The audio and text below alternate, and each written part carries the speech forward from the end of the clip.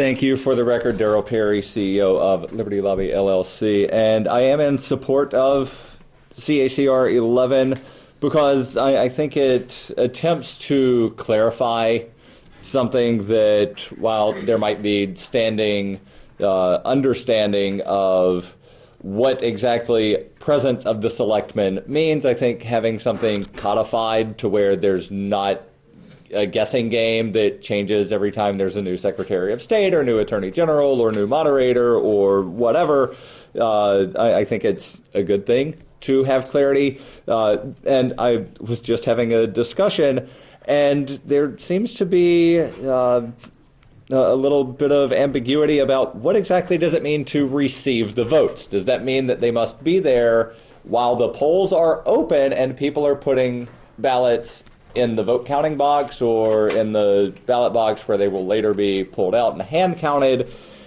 And then that winds up bringing up the question of what about the couple of towns, and there's not many of them, but the couple of towns that have multiple polling places where each polling place does not have their own selectmen.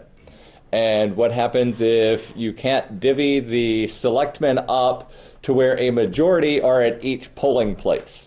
Does that mean that you can't receive the votes, or does this only apply to the actual physical counting of the ballots later in the night? So again, it's a good start towards clarification, but if we're going to amend Article 32, we should wind up completely clarifying everything to where there is absolutely no question about what exactly it means for the selectmen to be present when the votes are being received.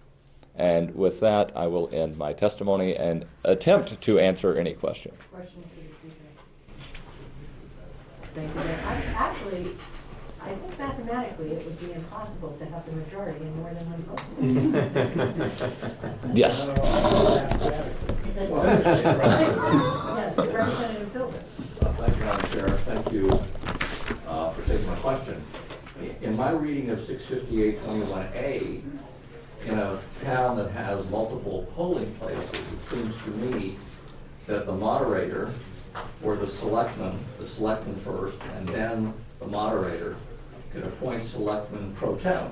So in theory, if you had a town with 3 selectmen and you had 5 polling places, you would have to appoint a large number of pro tem selectmen to constitute a majority, because you want to have 2 at each place. Am I reading that correctly? Without having the text in front of me, it sounds as though you are, but then there's the question of whether or not the selectmen pro tem get counted as selectmen for purposes of Part 2, Article 32. And again, that's probably answered somewhere in that big yellow book that you have that I don't have in front of me. Thank you. Representative Porter. You should know this, but I don't know this. As a candidate for state election, once I cast my ballot, I can't go back into the poll place. What happens if the selectman is a candidate for state representative or senator or something? He be in his polling place?